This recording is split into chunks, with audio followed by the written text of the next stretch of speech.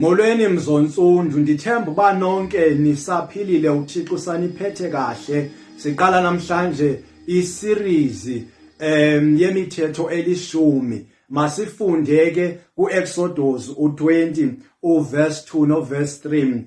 Ndinguye Yehova uThixo wakho owakukhupha ezweni laseYiphutha endlwini yobukhoboka uze ungabi nathixo bambi ngaphandle kwam. Moya Oyingcwele, Jesus, lento uThixo azichaze uba ngubani wenze ntoni ibaluleke ngantoni. Ibaluleke ngento bana apha eYiphutha imele isihogo uba uThixo abantu bakhe ubakhuphe esihogweni, usibiza ngegama loba unguye Yehova obakhiphe endlwini yobukhoboka ekucindezelweni. Uyayala futhi uba baze bangaphindeli. Ngamanye amagama, xa sesikhuphile uThixo esihogweni akusamelanga siphinde sibuye. So kumele silwe into yobana singaphinde sibuyele esihogweni, kodwa sibe kule ndawo uThixo asibeke kuyo, sibe kule ndawo uThixo athanda sibe kuyo. Yile nto atshoyo uba ke nize ningabi nathixo bambi ngaphandle kwami, because kule ndawo bebakhuphe kuyo bokukhona izithixo,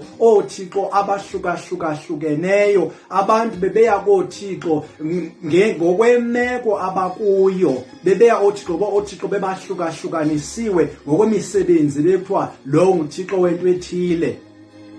Xa sifunda kwincwadi yeRevelation kunendawo ebizwa uba yiPergamos. Laa ndawo kuthiwa yiPergamos yindawo apho ebizwa ngokuba ibisisihogo libhodwe likaThixo, because kulaa ndawo kulapho bokukhona zonke izithixo zikelisiwe kuyimakethi yezithixo. Emveni koko ke bekuthi bakwabakhona oothixo basemhlabeni, uEmperor okanye uFaro kube nguye ongaphezu kothixo. Zithi imbongi zakhe xa zimbiza zithi unyana womntu, zithi uSon of Man, ngoba abengaphezu kwazo zonke ezinye izithixo ezibekiwe elizweni alawula kuzo, abe ngaphezu kwazo. Le nto uThixo ehlise uYesu Kristu, ubuthi uYesu Kristu makazo replace uFaro, makazo replace abe sendaweni kaEmperor, uba abe phezu kwabo bonke abanye oothixo, abe nguye uThixo omnye.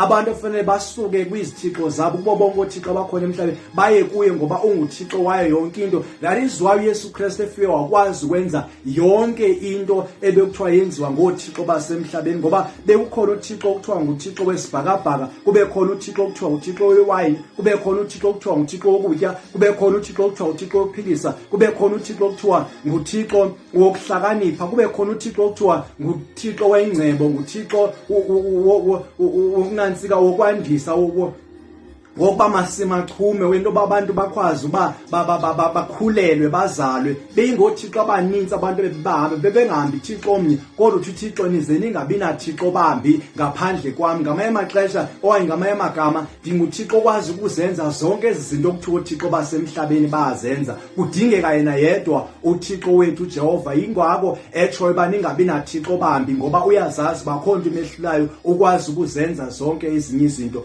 Ufuna lo Thixo, funeka ufune lo Thixo. Masive izwi elihambelana neli lizwi elithethwa nguYesu Kristu kwincwadi kaLuka 10:27. Waphendula ke wathi, uze uyithande inkosi uThixo wakho ngenhliziyo yakho iphela, nangomphefumlo wakho uphela, nangamandla akho ephela, nangengqondo yakho iphela, nommelwane wakho njengoko uzithanda ngako. Ngumthetho kaThixo ke lo. Ithetha uba ke ngoku umzimba wethu, amalungu wonke omzimba ngawokudumisa uThixo, ngoba kaloku zonke into ezibale apha zizinto ezifanele uba simthande ngazo uThixo, simdumise ngazo uThixo. Ngamanye amagama ke, xa unawo wonke lo msebenzi ofanele uwenze unikele uThixo, unalo linye ixesha lezinye izithixo, unexesha lalo Thixo kuphela ofanele kumthande ngawo wonke amalungu omzimba wakho ngomzimba wakho. Awunaxesha loba uzithande wena, unexesha lokuthanda uThixo, uthande ummelwane wakho, ngokuba uThixo ufuna kwenzeke loo nto, uthandwe kuculwe yena yedwa, kukhonze yena yedwa ngumuntu wonke. Ngaphandle kukaYesu Kristu awunawungena ezulwini, kuba uYesu Kristu wamhlula umphathi welihlabathi, seyinguye ophethe ngoku. Udinga ileta ebuya kuYesu Kristu kuzulu ungena izulu, evumelayo ba ungena ezulwini, ngoba uThixo wabeka uYesu Kristu. Uyamdinga uYesu Kristu, sindiswa phansi kwaYesu Kristu ulingena izulu. Makube njalo kuwe ngwenkosi yethu Yesu Kristu. Amen.